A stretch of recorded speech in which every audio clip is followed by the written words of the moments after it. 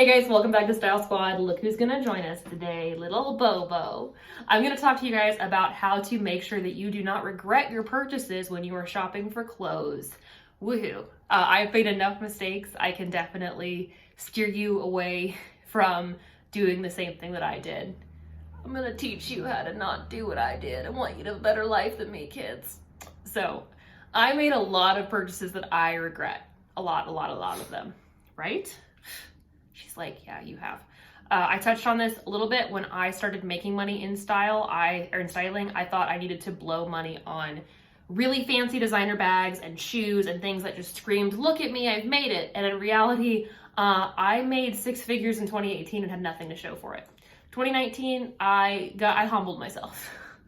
I still like designer things. I still like nice things, but I do not need to have a bookshelf full of shoes that I cannot wear. Just can't do it. Don't need to have bags that I do not use. I had bags that I would not take out in the rain, and they had their own raincoats, and they cost more than my rent. We're not doing that. We're women that have shit to do. Am I right? So here are my 4 tips to shop without regret. And I have a little extra, maybe 4B. 1, ask yourself, what kind of emotional state am I in while I'm shopping?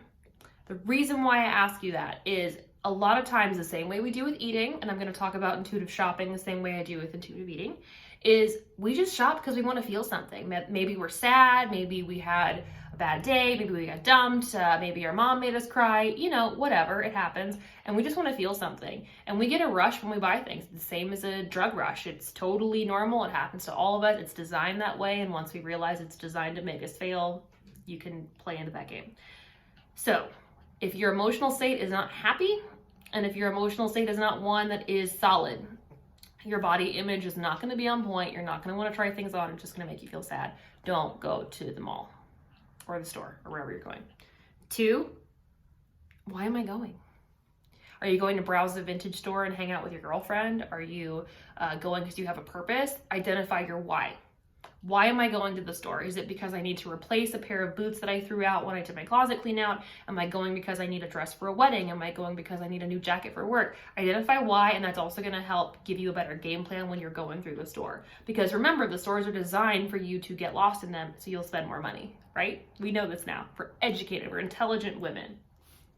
3, ask yourself why you want this item. And I've touched on this in here before, but if social media were not a thing, if you could not show off this item to your friends and your family, would you still buy it? And that's honestly affected the way that I shop for myself too, because I touched on this in before. A couple years ago, I thought that since I worked in fashion, I was supposed to just have all these high-end bags, and there were these things I needed to check off. You need this Chanel bag, you need this Hermes bag, you need this, you need all these designer shoes. And while they were all beautiful and they were fun, I was buying them because I thought that I had to have them. I thought that I needed to show up in the world with those things. Will I stop buying designer shoes? No, but I will also be more aware while I'm buying these things, not just buying them to buy them. I also bought things because I felt like I needed a perfectly curated collection for Instagram, and I honestly never wore any of it. And once I added up what I had spent on shoes and bags that I didn't use, I just thought, no, not at all. We're not doing that. So ask yourself, if I could never show this item to someone, would I still buy it? Because it's in our nature, we buy things to show off. And it's funny because I still am drawn to higher end things. You wouldn't know that they were because you can't see the logos, you can't see the designer on them, which is so funny.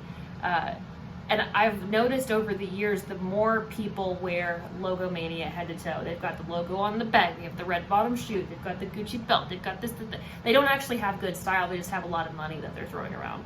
You would never know what my outfit costs, and that's how I like to keep it. So let's recap. 1, what emotional state am I in? If it's not healthy, let's do something to adjust that. Meditate, yoga, whatever you gotta do. 2, do I actually have an item in mind, or am I just going to go? Is that the right idea right now? And if you are going just to go, that's fine. You're trying to get out of the rain or whatever. Go back and watch the videos on how to avoid emotional shopping. We'll go from there. 3, if I bought this item and showed it to nobody, would I still want it? And last but not least, what is my life, or what is the change that is going to happen in my life once I get this item? It could just be that you need a new black t-shirt or you need a raincoat, and that's great. You're going to be able to walk out in the rain and not get wet. Why are you buying it?